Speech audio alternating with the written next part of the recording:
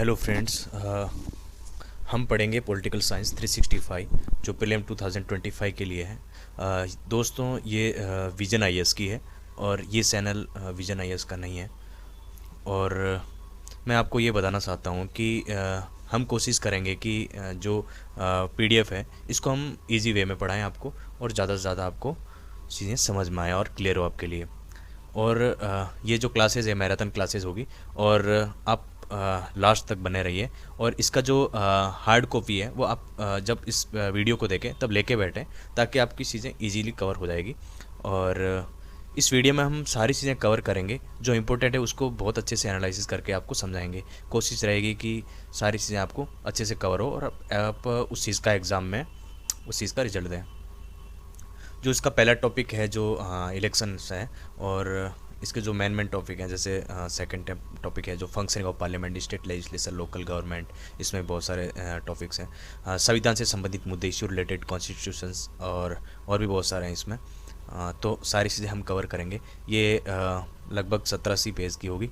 और जैसे ये 6 नंबर है, इंपॉर्टेंट लेजिस्लेचर बिल्स वगैरह कुछ इसमें जो मैंडेटरी। इसमें ये बेसिक प्लस करंट अफेयर दोनों मिक्स है। इसमें बहुत सारी ऐसी चीज़ें हैं जो बेसिक है, जो आपने कहीं ना कहीं पढ़ रखी होगी, तो आपको वो इजीली समझ में आ जाएगा टॉपिक। उसमें जो हम मेनली जो करंट अफेयर से जैसे जो चीज़ हाल ही में न्यूज़ में है उस चीज़ को हम अच्छे से एनालिसिस करके कवर करेंगे। जैसे 7 इंपॉर्टेंट कॉन्स्टिट्यूशन, स्टेटरी एक्सेक्यूटिव बॉडीज़, ये बहुत सारे टॉपिक है इसमें। इसमें 8-9 टॉपिक है। हाँ।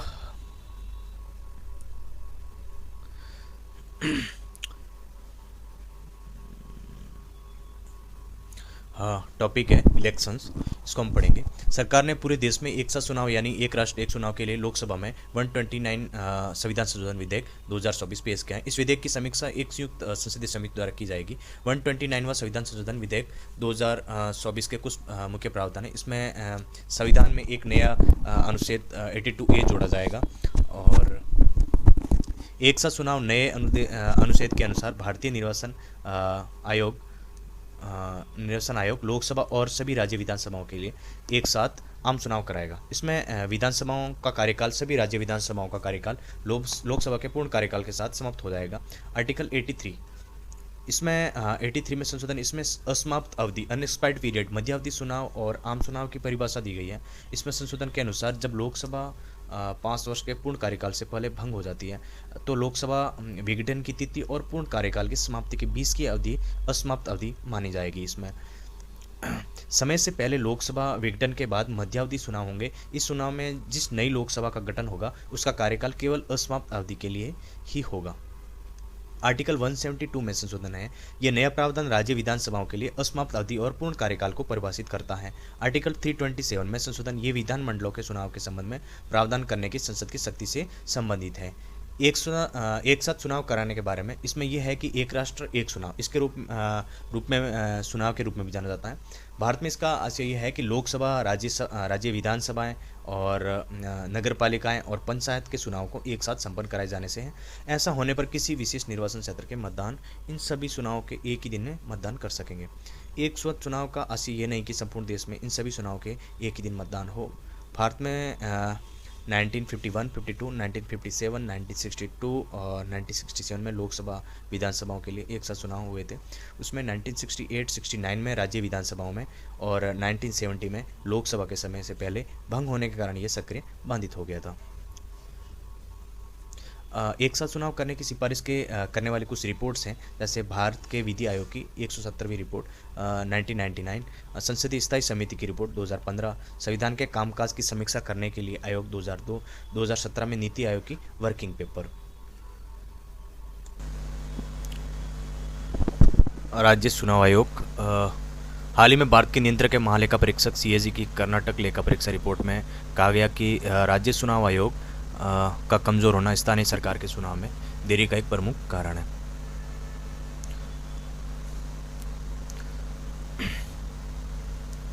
राज्य चुनाव आयोग इसके बारे में ये स्वायत्त संवैधानिक प्राधिकरण है, और स्थानीय स्वशासन के निकायों जैसे पंचायती राज संस्थाओं और शहरी स्थानीय निकायों आदि चुनावों के लिए उत्तरदायी होते हैं। 73वें 100वें संविधान संशोधन अधिनियम 1992 में राज्य चुनाव आयोग का गठन प्रावधान किया गया। इसकी सिफारिश गडगिल समिति ने भी की थी। राज्य चुनाव आयोग से संबंधित संवैधानिक प्रावधान है कुछ। आर्टिकल 243 K1 और आर्टिकल 243 ZA पंचायत और नगर पालिकाओं के चुनाव हेतु मतदाता सूची तैयार करना तथा सभी चुनाव संचालन पर्यवेक्षक निर्देशन और नियंत्रण की शक्ति राज्य निर्वाचन आयोग में नियत होती है। आर्टिकल 243 K2 राज्य निर्वाचन आयुक्त की सेवा शर्तें और पदावधि राज्यपाल द्वारा निर्धारित की जाएगी और राज्य निर्वाचन आयुक्त के केवल राज्य उच्च न्यायालय की न्यायाधीश को हटाने के लिए निर्धारित प्रक्रिया और आधार पर ही पद से हटाया जा सकता है। उसे केवल राष्ट्रपति द्वारा ही पद से हटाया जा सकता है। राज्य चुनाव आयोग के कार्य, इसके कुछ कार्य हैं जैसे न्यायोचित प्रतिनिधित्व सुनिश्चित करने के लिए स्थानीय निकाय चुनाव हेतु निर्वासित क्षेत्रों को परिसीमन करना, स्थानीय निकाय चुनाव के लिए मतदाता सूची तैयार करना और संशोधन की देखरेख करना, स्थानीय निकाय चुनाव में अनुसूचित जातियाँ, अनुसूचित जनजातियाँ और अन्य पिछड़ा वर्गों के लिए सीटों को आरक्षित करना।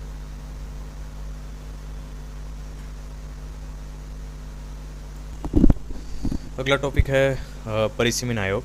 किशोर चंद्र छगनलाल राठौड़ मामला 2024 में सुप्रीम कोर्ट ने निर्णय दिया कि परिसीमन आयोग के किसी भी आदेश को स्पष्ट रूप से मनमाने और संवैधानिक मूल्य के अनुरूप नहीं होने पर संवैधानिक न्यायालयों को उन आदेशों की समीक्षा करने का अधिकार है।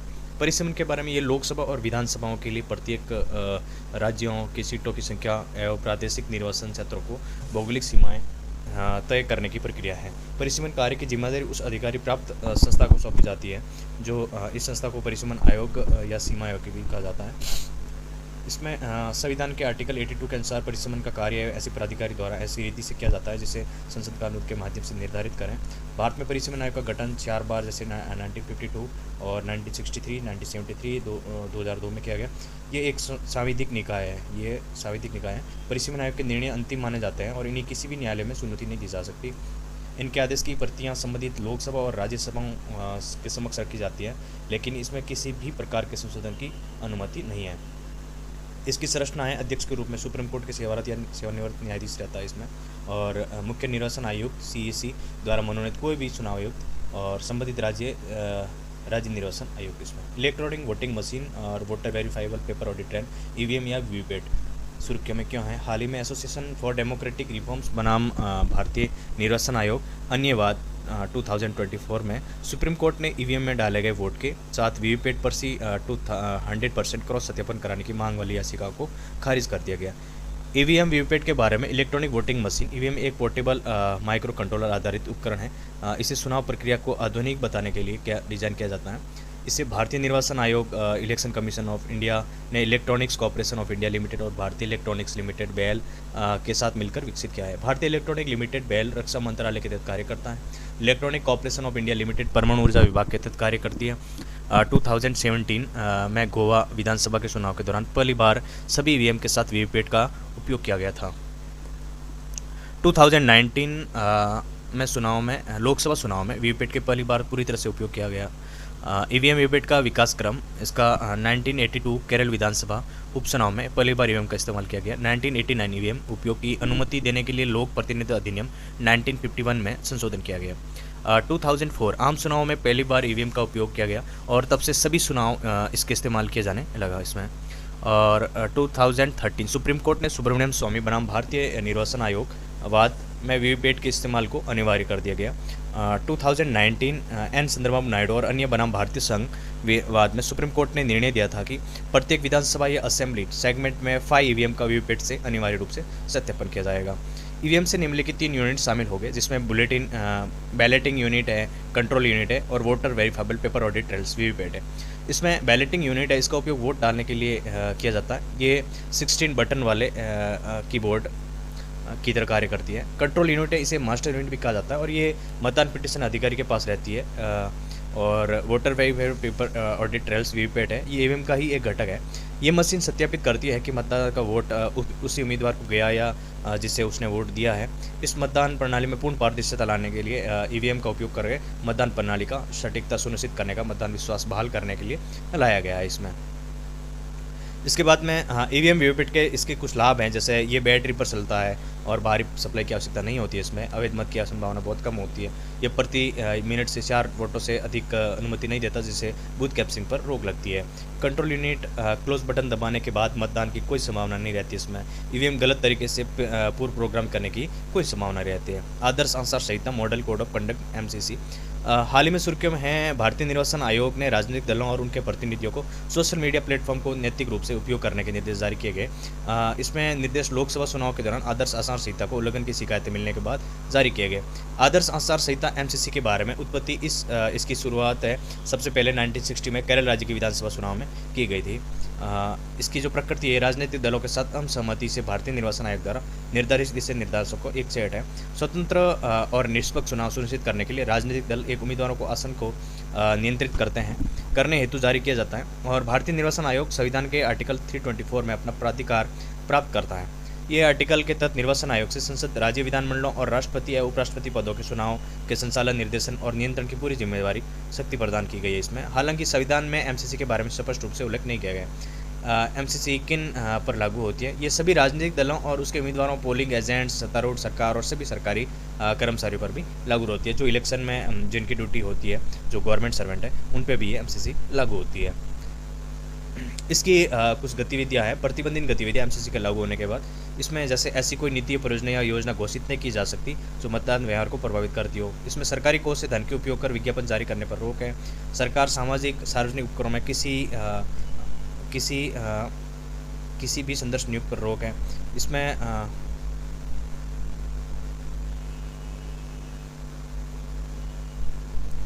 चुनाव प्रसार के लिए परिवहन मशीनरी जैसे सरकारी संसाधनों का इस्तेमाल पर प्रतिबंध है। मंत्री या उम्मीदवार विवेकाधीन निधि से कोई अनुदान या भुगतान नहीं कर सकते। इसमें एमसीसी लागू रहने की अवधि ये चुनाव कार्यक्रम की घोषणा होने पर लेकर परिणाम घोषित होने की तिथि तक लागू रहती है इसमें। और उल्लेखनीय है कि इस अवधि को पंजाब हरियाणा हाईकोर्ट ने हरबंस सिंह जलाल बनाम भारत संघ और अन्य बात 1997 में सही ठहराया था। उल्लंघन के परिणाम इस संहिता को कोई कानूनी आधार नहीं है। साथ ही इसका उल्लंघन करने पर दंडात्मक उपायों की भी कमी है। इसमें एमसीसी को प्रभावी तरीके से लागू करने में समस्या आती है। हालांकि कुछ प्रावधान भारतीय नागरिक संहिता और लोक प्रतिनिधि अधिनियम आरपीए 1951 जैसे कानून दिए गए हैं। इसमें प्रावधान माध्यम में लागू किए जा सकते हैं। उदाहरण के लिए किसी उम्मीदवार के चरित्र व्यवहार के बारे में झूठे बयान प्रकाशित करने के खिलाफ प्रतिनिधि अधिनियम 1951 इसकी धारा 123(4) के तहत कार्रवाई की जा सकती है। भारतीय संविधान संहिता की धारा 172 के अंतर्गत मतदाता पहचान संबंधी जालसाजी, प्रतिरूपण एक चुनावी अपराध हैं। इसमें लोकसभा चुनाव हाल ही में 2024 में लोकसभा चुनाव संपन्न हुए। लोकसभा चुनाव के बारे में चुनाव प्रणाली लोकसभा के सदस्यों को चुनाव प्रादेशिक प्रतिनिधि प्रणाली के अंतर्गत होता है। इसके तहत लोकसभा का प्रत्येक सदस्य एक भौगोलिक क्षेत्र का प्रतिनिधित्व करता है, जिसे निर्वाचन क्षेत्र कहा जाता है। यह प्रत्येक निर्वाचन क्षेत्र में केवल एक प्रतिनिधि चुना जाता है, इसलिए ऐसे निर्वाचन क्षेत्र को एकल सदस्यीय निर्वाचन क्षेत्र के रूप में भी जाना जाता है। इस प्रणाली में जिस उम्मीदवार का बहुमत प्राप्त होता है, इसी निर्वाचित घोषित किया जाता है। लोकसभा की अवधि आम चुनाव के बाद निर्वाचन सदस्य की पहली बैठक की तारीख के सामान्य कार्यकाल 5 वर्ष का होता है। इसके बाद लोकसभा स्वतः ही भंग हो जाती है। हालांकि राष्ट्रपति के 5 वर्ष पूर्ण होने से पहले किसी भी समय लोकसभा को भंग करने का अधिकार है। इसके बाद भी अधिकार किसी न्यायालय में चुनौती नहीं दी जा सकती। इसका लोकसभा के कार्यकाल को राष्ट्रीय आपातकाल के दौरान संसद के कानून द्वारा एक बार में 1 साल के लिए बढ़ाया जा सकता है। हालांकि आपातकाल के खत्म होने के बाद इसे 6 मंथ के लिए ही 6 मंथ से ज़्यादा नहीं बढ़ाया जा सकता। संवैधानिक प्रावधान है कुछ, जैसे 15वें भाग में शामिल आर्टिकल 324 से 329 लोकसभा चुनाव में प्रावधान से संबंधित है। इसमें कुछ अदर इम्पोर्टेंट्स है, जैसे आर्टिकल 329 भी निर्वाचन आयोग ने एक मामले में सुप्रीम कोर्ट से संविधान के आर्टिकल 329 बी का उपयोग किया। आयोग का मतदान प्रक्रिया में न्यायिक हस्तक्षेप को रोकने के लिए अनुच्छेद का सहारा लिया गया। 329 बी के अनुसार संसद में किसी भी सदन या राज्य विधानमंडल में किसी मतदान के होने वाले चुनाव के केवल निर्वाचन याचिका के माध्यम से ही चुनौती दी जा सकती है। ये याचिका उस प्राधिकरण के समक्ष उस प्रक्रिया के अनुरूप प्रस्तुत की जानी चाहिए जिसका प्रावधान समुचित विधायकों द्वारा बनाए गए कानून या उसके अधीन निर्धारित किया गया है। पुनर्स्वामी निर्णय बनाम रिटर्निंग ऑफिसर नमकल निर्वाचन क्षेत्र और अन्य बात 1952 में सुप्रीम कोर्ट ने कहा था कि भारतीय निर्वाचन आयोग द्वारा आधिकारिक तौर पर चुनावों को घोषणा कर दिए जाने के बाद कोर्ट निर्वाचन प्रक्रिया में हस्तक्षेप नहीं कर सकता। इसके अलावा लोक प्रतिनिधि अधिनियम 1951 की धारा 80 के अनुसार चुनाव याचिका द्वारा किए गए बिना किसी भी चुनाव की वैधता को चुनौती या उस पर सवाल उठाया नहीं जा सकता। चुनाव याचिका संबंधित राज्य के उच्च न्यायालय में दायर की जाती है। इस न्यायालय में उस याचिकाओं पर उस न्यायालय के मूल क्षेत्राधिकार भी आता है। इससे जुड़ी कुछ अपीलें भारत में सर्वोच्च न्यायालय में भी दायर की जा सकती है, यानी सुप्रीम कोर्ट में भी दायर की जा सकती है। चुनाव याचिका किसी भी उम्मीदवार या चुनाव से संबंधित किसी निर्वाचक द्वारा व्यक्तिगत रूप से भी दायर की जा सकती है। निर्वाचक का अर्थ है उन व्यक्ति जो उस चुनाव में मतदान करने का हकदार था जिससे चुनाव याचिका संबंधित है। नॉमिनेशन इन इलेक्शन। हाल ही में उम्मीदवार को लोकसभा के लिए निर्विरोध चुन लिया गया क्योंकि विरोधी उम्मीदवार का नामांकन पत्र रिटर्निंग अधिकारी ने खारिज कर दिया। ये मामला सूरत में हुआ था, गुजरात के। वहाँ पे लोकसभा चुनाव के टाइम में जो सामने बंदा जो खड़ा हुआ था उसका नॉमिनेशन था जो रिटर्निंग अधिकारी ने खारिज कर दिया था। तो जो बीजेपी का जो कैंडिडेट था वो निर्विरोध चुना गया था उसमें। लोक प्रतिनिधि अधिनियम आरपीए 1951 की धारा 33 में वैध नामांकन के लिए आवश्यक शर्तों के परिभाषित किया गया है। किसी निर्वाचन क्षेत्र में नामांकन दाखिल करने के लिए मान्यता प्राप्त राजनीतिक दल के उम्मीदवारों का एक प्रस्ताव प्रपोजर होना चाहिए। निर्दलीय और गैर मान्यता प्राप्त दलों के उम्मीदवार के 10 प्रस्तावक होने चाहिए। प्रस्तावक उस संबंधित निर्वाचन क्षेत्र के मतदान होने चाहिए। और लोक प्रतिनिधि अधिनियम आरपीए 1951 की धारा 33 उसे नामांकन पत्रों की प्रस्तुति और वैध जानकारी देने से संबंधित प्रावधान है। और सुप्रीम कोर्ट के एक निर्णय के अनुसार चुनाव लड़ रहे उम्मीदवारों को उन मामलों में निजता का अधिकार है जिसका मतदाता से कोई सीधा सरोकार नहीं है या जिस मामलों में उम्मीदवार का सार्वजनिक जीवन की भूमिका से कोई लेना देना नहीं है। आरपीए 1951 की धारा 36 उसमें नामांकन की जांच का प्रावधान किया गया जिसमें किसी उम्मीदवार द्वारा किए गए विवरण पर्याप्त खामी के आधार पर रिटर्निंग अधिकारी उस उम्मीदवार का नामांकन खारिज करने का अधिकार दिया गया। इसमें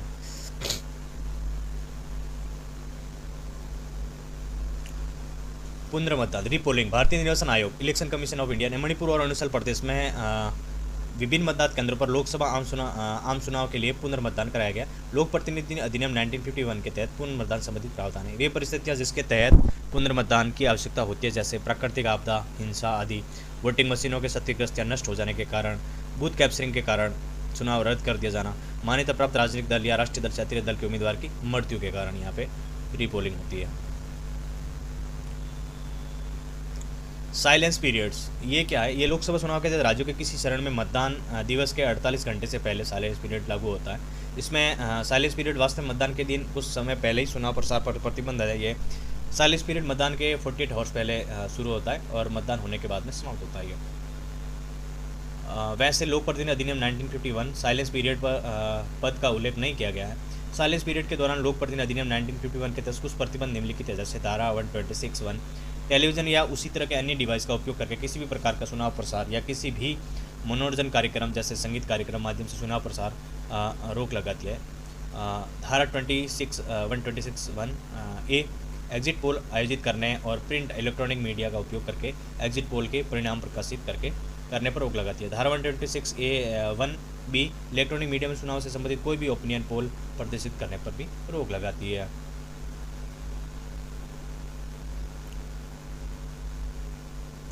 one content multiple constitutions OCMC।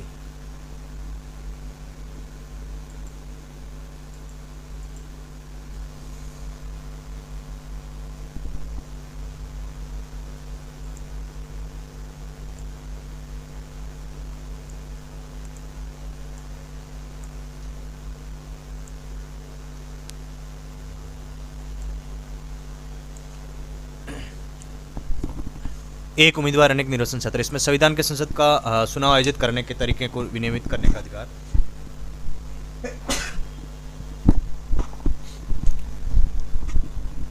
दिया गया। इसलिए किसी उम्मीदवार द्वारा अलग अलग निर्वाचन क्षेत्र में चुनाव लड़ने से संबंधित प्रावधान लोक प्रतिनिधि अधिनियम 1951 में किया गया है। इसमें अधिनियम के तहत 1996 के किसी उम्मीदवार के लिए निर्वाचन क्षेत्र की संख्या पर कोई सीमा नहीं है। लोक प्रतिनिधि अधिनियम 1951 के तहत उम्मीदवार अनेक निर्वाचन क्षेत्र OCMC से संबंधित प्रावधान है।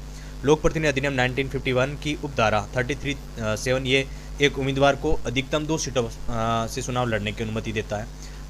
इस उपधारा को 1996 में संशोधन के माध्यम से इस अधिनियम में जोड़ा गया था। इसमें पहले उम्मीदवार के लिए चुनाव लड़ने हेतु निर्वाचित क्षेत्रों की संख्या पर कोई प्रतिबंध नहीं था। लोक प्रतिनिधि अधिनियम 1951 की धारा 70 इसमें प्रावधान किया गया कि कोई भी उम्मीदवार एक से अधिक सीटों से निर्वाचन हो जाता है तो उसे एक सीट से छोड़कर दूसरी सीट पर त्यागपत्र देना होगा। इस प्रकार यदि कोई उम्मीदवार 2 सीटों से जीतता है तो उसके द्वारा रिक्त की गई सीट पर उपचुनाव हो सकता है। होम वोटिंग क्या होती है? होम वोटिंग 2024 में के आम चुनाव में पहली बार होम वोटिंग की सुविधा प्रदान करने की घोषणा की गई थी भारतीय निर्वाचन आयोग ने। यह कदम उसके आदर्श वाक्य कोई भी मतदाता पीछे न छूटे। आदर्श वाक्य क्या था? कोई भी मतदाता पीछे न छूटे। होम वोटिंग सुविधा के बारे में ऐसा है कि सुविधा इस मतदान कर्मचारियों और सुरक्षा कर्मियों की देखरेख में मतदान के घर से मतदान कराया जाता है। इसके दौरान मतदान की गोपनीयता का पूरा ध्यान रखा जाता है। इसके जो लाभार्थी है वो 40% बेंचमार्क संदर्भित या जो हैंडीक्राफ्ट है, ये जो PWD है, और या फिर 85 ईयर से ज़्यादा के वरिष्ठ नागरिक है। मतदान को समावेशी बनाने के लिए निर्वाचन आयोग द्वारा उठाए गए अन्य कदम, जैसे आयोग ने जम्मू और उधमपुर में रहने वाले कश्मीरी विस्थापितों के लिए फार्म M की बोझिल प्रक्रिया को समाप्त कर दिया गया है। इसमें मतदान करने में आसानी होगी। आयोग ने स्वीप में दिव्यांगजनों को सम्मिलित करने का फैसला किया है। साथ ही आयोग द्वारा दिव्यांगजनों को मित्र परिवारों, मतदान अधिकारों आदि की भी संवेदनशीलता बनाया जाएगा। प्रस्तावित बहु निर्वाचन क्षेत्र में remote electronic voting machine RVM ये प्रवासी मतदाताओं को उनके मौजूद निवास स्थान से अपने मत का प्रयोग करने में सक्षम बनाएगी। डाक मत पत्र ये डाक द्वारा मत भेजने की अनुमति देता है। इसमें जो लोग पात्र हैं वे ये विशेष मतदाता, सेवा मतदाता, इलेक्शन ड्यूटी पर तैनात मतदाता और मतदान में प्रिवेंटिव डिटेंशन के अधीन है। प्रॉक्सो वोटिंग के तहत पंजीकृत निर्वाचक अपने मतदान का अधिकार स्वयं द्वारा नामांकित प्रतिनिधि को सौंप सकता है। ये सुविधा केवल सेवा मतदाताओं के लिए ही उपलब्ध है। इसमें सर्विस वोटर्स यानी सेवा मतदाताओं में शामिल कुछ जैसे सशस्त्र बल के सदस्य और वह व्यक्ति जो भारतीय सरकार के अधीन भारत के बाहर किसी पद पर कार्यरत, किसी राज्य की पुलिस का ऐसा सदस्य जो उस राज्य के बाहरी सेवा प्रदान कर रहा हो, उस बल का सदस्य जिस पर सेना अधिनियम 1950 लागू हो। निर्वाचन आयोग ने सुप्रीम कोर्ट के समक्ष ये स्पष्टीकरण दिया है कि निर्वाचन नियम फार्म 70C के डेटा को मतदान अधिकार के अलावा किसी अन्य संस्थान साझा करने की अनुमति नहीं देते हैं। इसमें जैसे फार्म 17C के बारे में इसमें कुछ ये है, जैसे निर्वाचन संचालन नियम 1961 के तहत निर्देशों के साथ संबंध है इसका। इसके प्रावधान प्रथम भाग निम्नलिखित के बारे में जानकारी प्रदान करता है। एक मतदान केंद्र के लिए निर्धारित पात्र मतदाताओं की जानकारी, मतदाताओं के रजिस्टर में निर्वाचन की संख्या के बारे में जानकारी, ऐसे मतदाता जिन्होंने अपने मतदान अधिकार का उपयोग न करने का निर्णय लिया है, ऐसे मतदाता जिन्हें मत देने की अनुमति नहीं दी गई है आदि।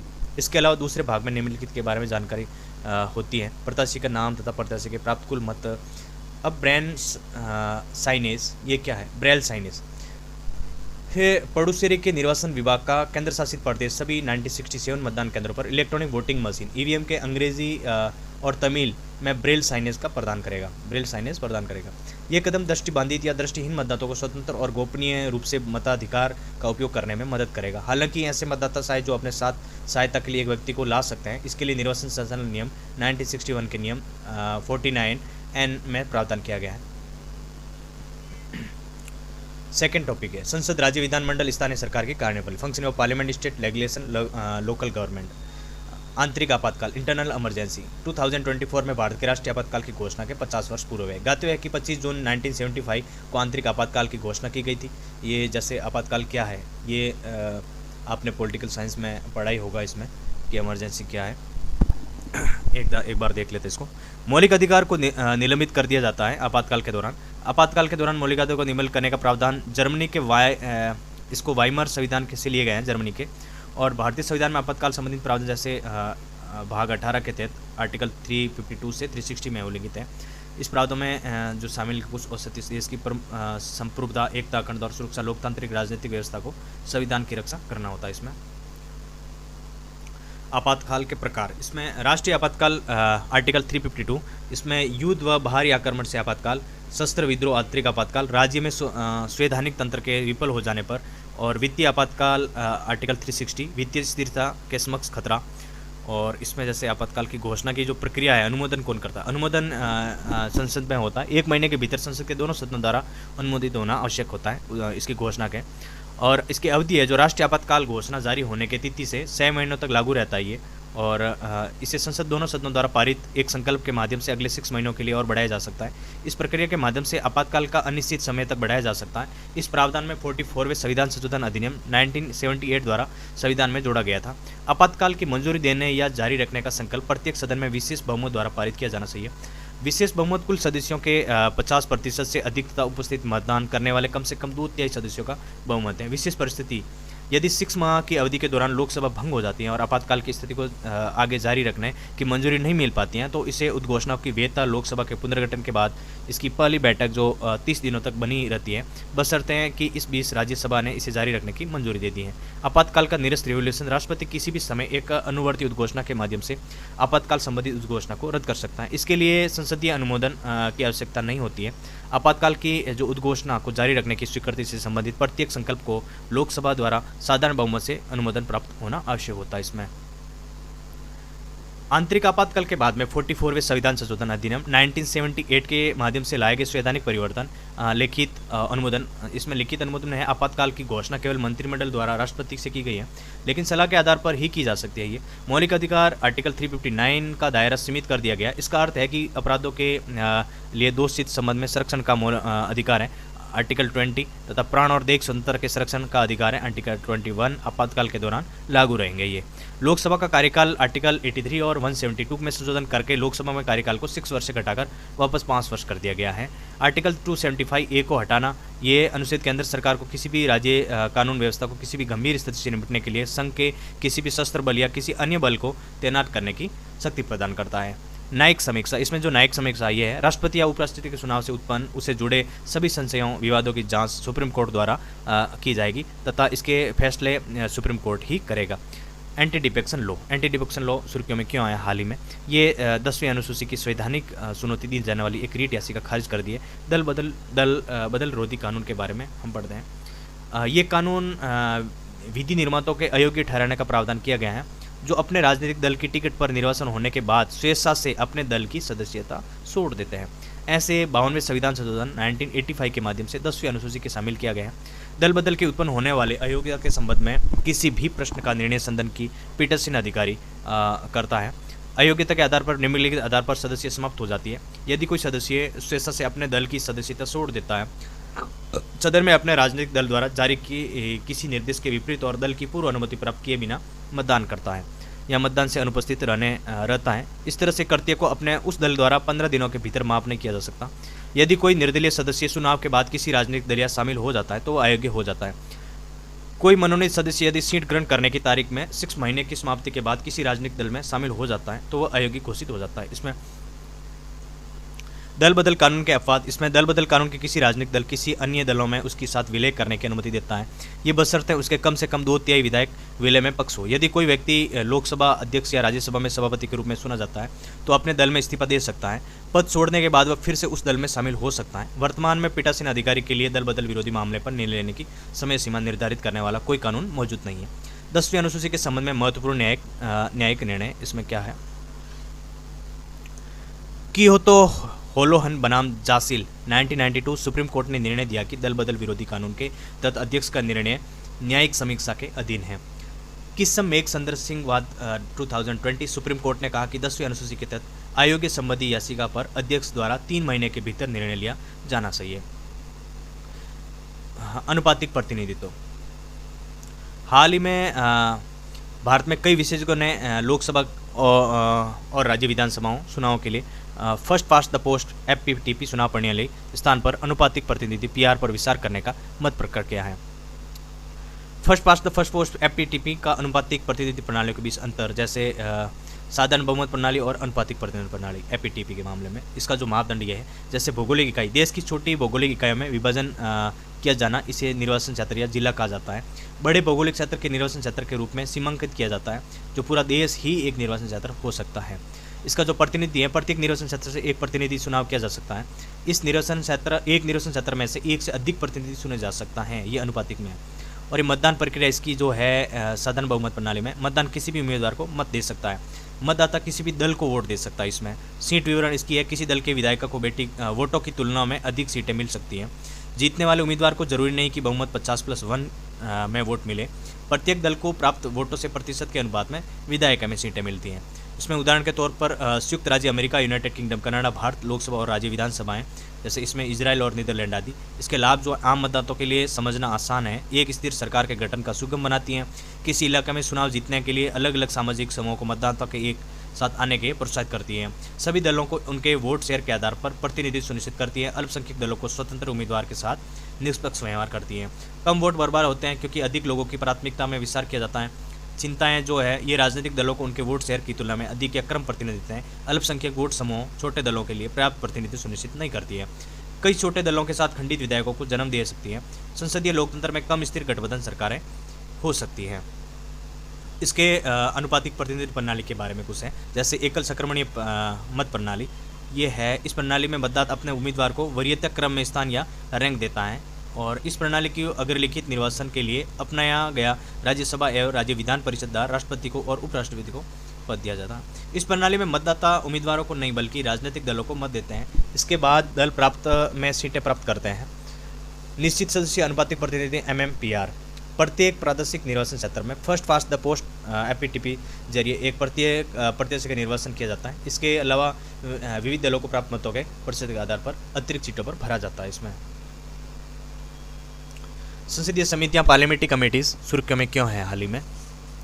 लोक लेखा समिति PSC और प्राक्कलन समिति इलेक्शन कमीशन के पुनर्गठन के लोकसभा में प्रस्ताव पेश किया गया है संसदीय समितियों के बारे में। इसके तात्पर्य ऐसी समिति से है जो सदन द्वारा नियुक्त या निर्वाचन होती हैं या अध्यक्ष द्वारा नामित होती हैं, जो अध्यक्ष के निर्देशन में कार्य करती हैं।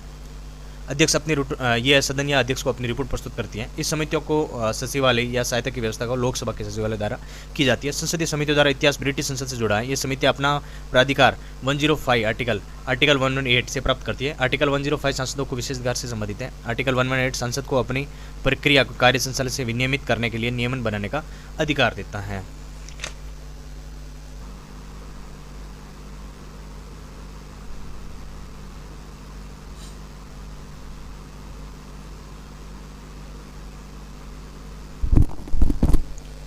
संसदीय समितियों के प्रकार इसमें तदर्थ समिति और स्थायी समिति है। तदर्थ समिति मतलब जो शॉर्ट टर्म के लिए बनाई जाती है, जैसे रेलवे कन्वेंशन समिति, संसद भवन परिसर में खाद्य प्रबंधन के लिए समिति, और स्थायी समितियां जो लॉन्ग टर्म के लिए होती है। वे समितियां जो समय समय पर उनका गठन किया जाता है, जैसे वित्तीय समितियां, विभागों से संबंधित स्थायी समितियां और अधीन विधान समिति आदि। इसके अलावा सुर्खियों में रही कुछ समितियां जो ये है लोक लेखा समिति। इसका गठन पहली बार 1921 में मॉन्टेग्यू चेम्सफोर्ड के आलोक में किया गया। इसमें 22 सदस्य होते हैं और 15 सदस्य लोकसभा से और 7 सदस्य राज्यसभा से होते हैं। इसका कार्य भारत सरकार के राजस्व और व्यय का लेखा परीक्षण करना होता है। लोक लेखा समिति का प्राक्कलन समिति इसमें पहली बार 1950 में गठित की गई थी। इसे लोकसभा के 30 सदस्य शामिल होते हैं। कार्य प्रशासन के दक्षता लाने के लिए वैकल्पिक नीतियों को सुझाव देना। ये समिति ये जांच करती है कि प्राक्कलन में अंतर्निहित नीति का सीमा में रहते हुए धन की ठीक ढंग से आवंटित किया गया है या नहीं। संसदीय राजभाषा समिति पीकोल, ये केंद्रीय गृह सहकारी मंत्री को सर्वसम्मति से संसदीय राजभाषा समिति पीकोल का फिर से अध्यक्ष चुना गया है। संसदीय राजभाषा समिति पीकोल के बारे में कुछ यह है। गठन इसका गठन राजभाषा अधिनियम 1963 की धारा 4 के अंतर्गत 1976 में किया गया था। इस अधिनियम में सरकारी प्रयोजनों के लिए हिंदी में अपनाने का उपबंध किया गया है। इसके अलावा अधिनियम के लागू होने के 10 वर्ष बाद राजभाषा समिति गठित प्रावधान किया गया है। सदस्यता इस समिति के जो 30 सदस्य होते हैं, इसमें से केवल 20 लोकसभा से और 10 राज्यसभा से होते हैं। इसका चयन जो अनुपातिक प्रतिनिधित्व प्रणाली के अनुसार एकल संक्रमणीय मत के माध्यम से होता है। इसका जो कार्य संघ राजनीतिक परियोजनाओं के लिए होता है। इसके लिए हिंदी का उपयोग में हुई प्रकृति की समीक्षा करना तथा राष्ट्रपति के समक्ष सिफारिश से प्रस्तुत करना होता है। राज्यसभा की विशेषाधिकार समिति। राज्यसभा की विशेषाधिकार समिति ने सदन की कार्यवाही में बाधा डालने के लिए 12 विपक्षी सांसदों को कदाचार कर दोषी पाया है। राज्यसभा के विशेषाधिकार समिति के बारे में यह है, संसदीय विशेषाधिकार में उल्लंघन की जांच करना, इससे जुड़े मुद्दों को समाधान के लिए जिम्मेदार है। संसदीय विशेषाधिकार वास्तव में संसद के दोनों सदनों और उनके सदस्यों को अपने कार्य को कुशलतापूर्वक संपन्न करने के लिए दिए गए कुछ विशेषाधिकार एवं उन्मुक्तियाँ हैं। जैसे समिति में 10 सदस्य होते हैं, ये उन्हें राज्यसभा का सभापति नामित करता है। वो लोकसभा की विशेषाधिकार समिति 15 सदस्य होते हैं, इसमें ये लोकसभा का अध्यक्ष नामित करता है। राज्यसभा की विशेषाधिकार समिति का अध्यक्ष राज्यसभा के सदस्यों में से नियुक्त किया जाता है। उनकी नियुक्ति सभापति द्वारा की जाती है। कैबिनेट समितियां, जैसे कुछ कैबिनेट समितियां, केंद्र सरकार ने 8 कैबिनेट समितियों का गठन किया है, जिसमें कैबिनेट या मंत्रिमंडल की समितियों के बारे में। ये समितियां संविधानेतर यानी एक्स्ट्रा कॉन्स्टिट्यूशनल प्रकृति की होती हैं, यानी संविधान में उनका उल्लेख नहीं है, और समितियां भारत सरकार कार्य संचालन नियम 1961 के तहत गठित की जाती है। कैबिनेट विशिष्ट सरकार में निर्णय लेने में मदद के लिए समिति प्रणाली का उपयोग करती है। राजनीतिक मामलों की समिति, आर्थिक मामलों में समिति या नियुक्ति समिति और अध्यक्ष प्रधानमंत्री द्वारा की जाती है। संसदीय मामलों में समिति की अध्यक्षता गृह मंत्री द्वारा की जाती है। इसे आमतौर पर केवल कैबिनेट मंत्री ही शामिल होते हैं, हालांकि गैर कैबिनेट मंत्रियों के सदस्य से नहीं रोका जाता है। इसमें संसद का सचिवालय, जो secretary of the parliament, Bharat संसद के गठन 75 वर्ष पूरे हो चुके हैं। इस दौरान संसदीय सचिवालय दोनों सदनों में, राज्यसभा और लोकसभा में प्रक्रियाओं, परंपराओं और विधायी ज्ञान का संरक्षक रहा है। इसके जो संवैधानिक प्रावधान है, आर्टिकल 98 संसद के प्रत्येक सदन का अलग सचिवालय स्टाफ होगा। संसद कानून द्वारा संसद के प्रत्येक सदन के सचिवालय कर्मचारियों की भर्ती और नियुक्ति तथा उसकी सेवा की शर्तों को विनियमित कर सकती है। हालांकि अभी तक ऐसा कोई कानून पारित नहीं किया गया है। यह अनुच्छेद संसद के दोनों सदनों के लिए सम्मिलित पदों की सृजन की भी अनुमति देता है। अनुच्छेद 87 इस अनुच्छेद के तहत राज्य विधानमंडलों को सचिवालय के लिए अनुच्छेद 98 के समान ही प्रावधान किया गया है। राज्यसभा और लोकसभा 1952 के अस्तित्व में आई थी। हालांकि लोकसभा के सचिवालय को संसदीय सचिवालय ही कहा जाता रहा है। इसके विपरीत राज्यसभा के लिए राज्य परिषद सचिवालय नामक एक नए सचिवालय का निर्माण किया गया था। वर्ष 1954 में दोनों सचिवालयों का नाम बदलकर क्रमशः राज्यसभा सचिवालय और लोकसभा सचिवालय कर दिया गया था। ये दोनों सदनों के सचिवालयों को कार्यात्मक आधार पर 10 सेवाओं में वर्गीकृत किया गया। इन 10 सेवाओं में विधायी, कार्यकारी और प्रशासनिक सेवाएं, शब्दांश, वर्बेटिम रिपोर्टिंग सेवाएं आदि शामिल हैं। लोकसभा अध्यक्ष और राज्यसभा सभापति अपने अपने सचिवालयों में नए पद सृजित कर सकते हैं। हालांकि श्रेणी के पदों के लिए केंद्रीय वित्त मंत्रालय के साथ पूर्व परामर्श करना अनिवार्य है। दोनों सदनों में महासचिव का पद भारत सरकार के कैबिनेट सचिव के समकक्ष है। हालांकि वरीयता सूची में कैबिनेट सचिव 11वें स्थान पर रखा गया है, जबकि लोकसभा, राज्यसभा में महासचिवों के 13वें स्थान पर रखा गया है। इसके कुछ कार्य हैं जो सचिवालय के कार्य हैं। संसद के सदनों के प्रभावी कामकाज के लिए सचिवालय सहायता उपलब्ध कराता है, वेतन एवं अन्य भत्तों को भुगतान करता है, विभिन्न संसदीय समितियों को सचिवालय सेवाएं प्रदान करता है, अनुसंधान और संदर्भ सामग्री तैयार करना तथा अलग अलग डॉक्यूमेंट्स प्रकाशित करना, वेतन एवं अन्य भत्तों का भुगतान, महासचिव द्वारा पीठासीन अधिकारियों का सहायता और सलाह देना, सदनों की प्रतिदिन की कार्यवाहियों का रिकॉर्ड तैयार करना और उन्हें प्रकाशित करना। इसकी संरचनाएं हैं। लोकसभा के सचिवालय, इसमें जैसे लोकसभा अध्यक्ष, लोकसभा के सचिवालय में लोकसभा अध्यक्ष के मार्गदर्शन और नियंत्रण में कार्य करता है। प्रशासनिक प्रमुख लोकसभा महासचिव, भर्ती और सेवा की शर्तें लोकसभा सचिवालय भर्ती और सेवा की शर्तें नियम 1955 द्वारा शामिल होती हैं। इन नियमों को राष्ट्रपति ने लोकसभा अध्यक्ष को परामर्श के प्रख्यापित किया था। राज्यसभा सचिवालय, राज्यसभा सचिवालय सभापति के प्रशासनिक नियंत्रण में कार्य करता है। प्रशासनिक प्रमुख महासचिव, भर्ती और सेवा शर्तें राज्यसभा सचिवालय भर्ती और सेवा की शर्तें नियम 1957 द्वारा शासित होती है। इन्हें नियमों को राष्ट्रपति ने राज्यसभा सभापति की परामर्श से प्रख्यापित किया गया है, यानी राज्यसभा में 1957 और लोकसभा में 1955। अदर इंपॉर्टेंट न्यूज जैसे कैबिनेट सचिव, कैबिनेट की नियुक्ति समिति एसीसी ने नए कैबिनेट सचिव की नियुक्ति मंजूरी दी है। उनका कार्यकाल 30 अगस्त 2024 में 2 वर्षों का होगा। कैबिनेट सचिव के बारे में इसकी नियुक्ति कैबिनेट की नियुक्ति समिति द्वारा वरिष्ठ योग्यता के आधार पर की जाती है और वह भारत सरकार कार्य आवंटन नियम 1961, भारत सरकार कार्य संचालन नियम 1961 के प्रशासन के लिए जिम्मेदार होता है। मुख्य कार्य केंद्रीय मंत्रालयों के बीच में समन्वय सुनिश्चित करना, मंत्रालयों और विभागों के बीच मतभेदों को दूर करना आदि। कैबिनेट सचिव सिविल सेवा बोर्ड CASB का पदेन अध्यक्ष भी होता है। कैबिनेट सचिव के पास केंद्र सरकार के विभिन्न विभागों के ऊपर कोई अधिकार नहीं होता, उसे केंद्र सरकार के सचिवों के बीच सर्वोच्च अधिकारी माना जाता है। संसद में राष्ट्रपति का अभिभाषण। राष्ट्रपति ने 18वीं लोकसभा के गठन के बाद संसद दोनों सदनों की संयुक्त बैठक को संशोधित किया। राष्ट्रपति के अभिभाषण के बारे में संविधान के आर्टिकल 86 फर्स्ट के अनुसार राष्ट्रपति संसद के किसी एक सदन में या दोनों सदनों की संयुक्त बैठक में अभिभाषण कर सकेगा। हालांकि संविधान के लागू होने से लेकर अभी तक किसी भी राष्ट्रपति ने इस प्रावधान के तहत अभिभाषण नहीं किया है। संविधान के अनुच्छेद 87 में ऐसे 2 अवसर दिए गए हैं जब राष्ट्रपति संसद के दोनों सदनों की संयुक्त बैठक में विशेष अभिभाषण देता है। ये 2 अवसर हैं, जैसे प्रत्येक आम चुनाव के बाद पहले सत्र के आरंभ में तथा प्रत्येक वर्ष के पहले सत्र के आरंभ में। मूल संविधान के अनुच्छेद 87 फर्स्ट के तहत प्रत्येक सत्र में आरंभ में संसद के दोनों सदनों में राष्ट्रपति के अभिभाषण का प्रावधान था। प्रत्येक संविधान संशोधन अधिनियम 1951 के तहत इस प्रावधान को संशोधित किया गया था। संसद सदस्यों की शपथ ओथ मेंबर ऑफ पार्लियामेंट 18वीं लोकसभा के गठन के निर्वाचित सांसदों MPs का शपथ दिलाई गई है। इसमें कुछ संबंधित प्रावधान है। आर्टिकल 99 में संसद सदस्यों द्वारा शपथ या प्रतिज्ञान से संबंधित है। इस अनुच्छेद के अनुसार प्रत्येक सदन का प्रत्येक सदस्य अपना स्थान ग्रहण करने से पहले राष्ट्रपति या उसके द्वारा उस उद्देश्य से नियुक्ति व्यक्ति के समक्ष शपथ लेना प्रतिज्ञान करेगा। शपथ के प्रारूप संविधान की 30 अनुसूची में दिए गए हैं। कोई भी सदस्य शपथ लिए बिना सदन में अपना स्थान ग्रहण नहीं करेगा, उसके लिए आर्टिकल 104 में दंड का प्रावधान किया गया है। इस नियम के अपवाद कोई व्यक्ति संसद के लिए चुने बिना भी मंत्री बन सकता है, हालांकि 6 महीनों के भीतर उसको संसद के सदस्य बनना पड़ता है। शपथ अंग्रेजी में या संविधान के अनुसूची 22 भाषाओं में से किसी में भी ली जा सकती है।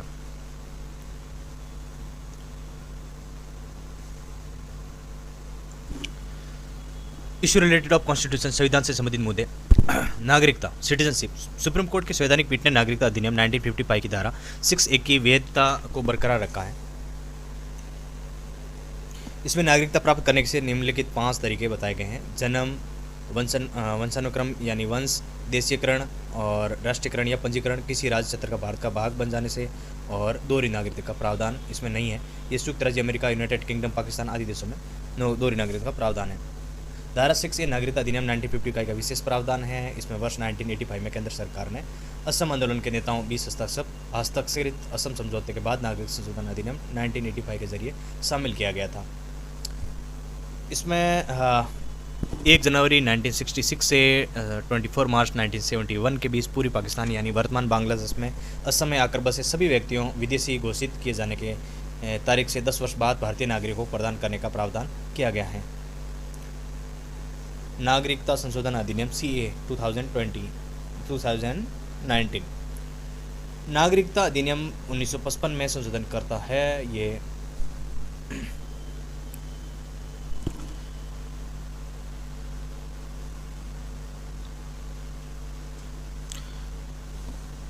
इसमें विदेशी विषयक अधिकरण, फॉरेन ट्रिब्यूनल्स, जैसे सुप्रीम कोर्ट ने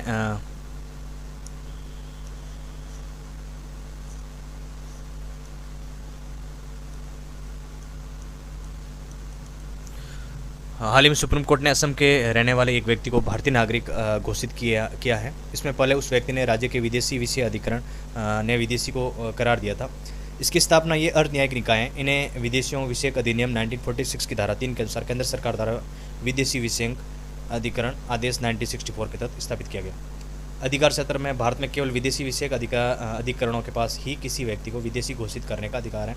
इसका अर्थ है कि असम के राष्ट्रीय NRC में किसी व्यक्ति का नाम शामिल नहीं होने भर से वह स्वयं विदेशी नागरिक नहीं हो जाता। शक्ति, इसके पास सिविल प्रक्रिया संहिता 1908 के तहत एक सिविल कोड की शक्तियां हैं इसके पास में।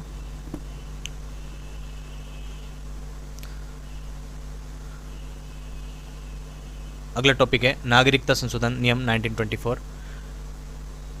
हाल ही में सुर्खियों में गृह मंत्रालय ने नागरिकता अधिनियम 2009 में संशोधन किया है। नागरिकता संशोधन नियम 2024 को अधिसूचित किया गया। ऐसा नागरिक संशोधन अधिनियम 2019 को लागू करने के उद्देश्य से किया गया है। ये इसकी कुछ मुख्य बिंदु है, जैसे पात्रता, देशीकरण नागरिक के लिए, अन्य पात्रताएं, राष्ट्रीयकरण प्रमाण। पात्रता में पंजीकरण के देशीकरण के तहत भारतीय नागरिक के लिए आवेदन कर सकता है, जैसे भारतीय मूल का व्यक्ति हो गया, किसी भारतीय नागरिक का शादी करने वाला महिला या पुरुष या नाबालिग संतान हो गया, और कि उस माता पिता का भारतीय नागरिक के रूप में पंजीकृत हो गया, स्वतंत्र भारत की नागरिकता जो रह रहा हो या नहीं रह रहा हो या रह रही हो, या OCI कार्ड धारक ये पंजीकृत कर सकते हैं। इसके अलावा जो देशीकरण या नागरिकता इसमें दे रखा है, नागरिकता के लिए आवेदन करने वाले व्यक्ति को आवेदन में दिए गए विवरण की सत्यता में प्रमाणित करने वाला एक शपथ पत्र दाखिल करना होगा।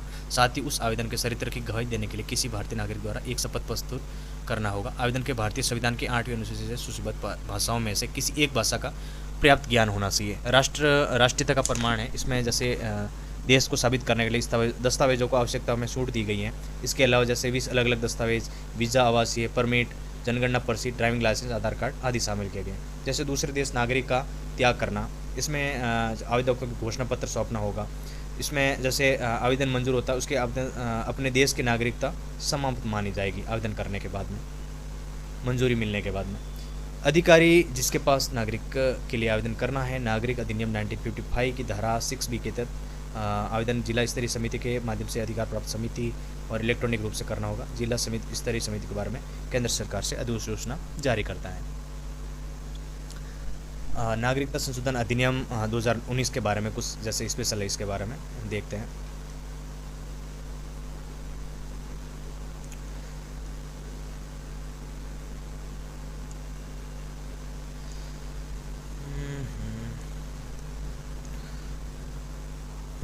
इस संशोधन अधिनियम ये प्रावधान किया गया है कि अवैध प्रवासी निम्नलिखित 4 शर्तों को पूरा करते हैं जिन्हें अधिनियम के तहत अवैध प्रवासी नहीं माना जाएगा। वे हिंदू, सिख, बौद्ध, जैन, पारसी या ईसाई धर्म से हो, वे अफगानिस्तान, पाकिस्तान या बांग्लादेश से 31 दिसंबर 2014 को या उससे पहले भारत में प्रवेश किया हो, तथा वे संविधान की 6ठी अनुसूची में शामिल असम, मेघालय, मिजोरम या त्रिपुरा में कुछ आदिवासी क्षेत्र या इनर लाइन में परमिट अरुणाचल प्रदेश, मिजोरम, नागालैंड के तहत आने वाले क्षेत्रों में नहीं आते हो। केंद्र में ऐसे प्रवासियों को पासपोर्ट भारत में प्रवेश अधिनियम 1920 तथा फॉरेन एक्ट 1946 के इसके तहत बनाए गए नियमों को आदेशों के खिलाफ दंडित करने में छूट दी गई है। उपयुक्त प्रवासियों के लिए देशीकरण के जरिए नागरिकता लाने की अवधि 11 वर्ष से घटाकर 5 वर्ष कर दी है। Overseas citizen of India OCI पंजीकरण रद्द करने के 5 आधार हैं, जिसमें अधिनियम में वो प्रावधान किया गया हो। केंद्र सरकार कुछ दशाओं में उसे प्रवासियों को OCI पंजीकरण रद्द कर सकती है।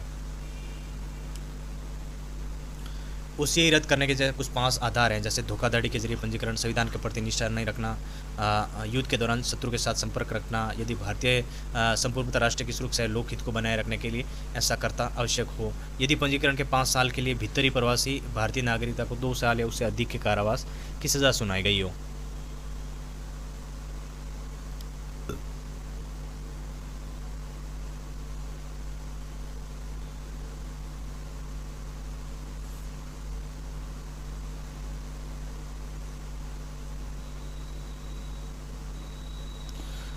प्रवासी भारतीय नागरिक ओवरसीज सिटीजन ऑफ इंडिया, इसमें विदेश मंत्रालय ने OCI कार्ड धारकों को विदेशी के रूप में पुनः वर्गीकरण किए जाने संबंधी चिंताओं को दूर करने स्पष्ट किया है।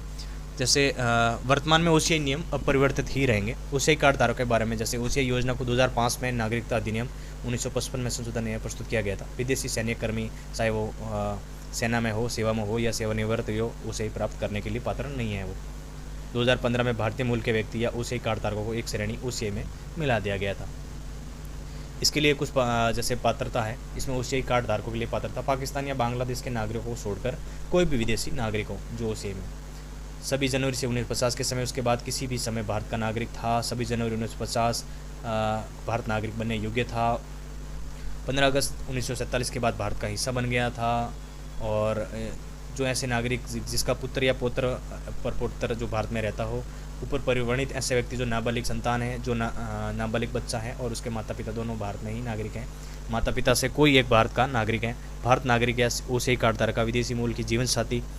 और इसके कुछ लाभ हैं, जैसे भारत यात्रा हेतु जीवन भर के लिए बहुप्रवेश या बहुउद्देशीय वीजा, कृषि या बागान भूमि खरीद या भारतीय बच्चों को आदेशी दत्तक ग्रहण संबंधित मामलों को छोड़कर कुछ वित्तीय, आर्थिक या शैक्षणिक मामलों में अनिवासी भारतीय साथ समानता।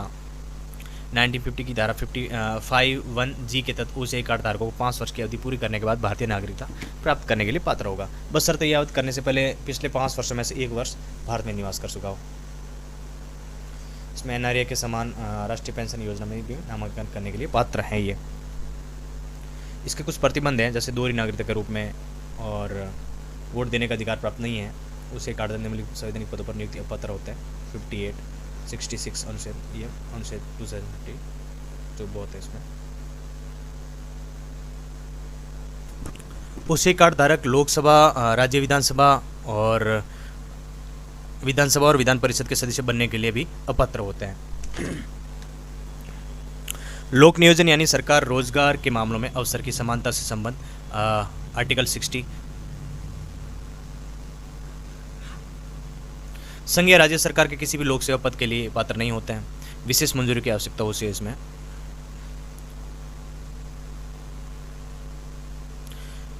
आज का टॉपिक यहीं तक पढ़ते हैं, और जो आगे के टॉपिक है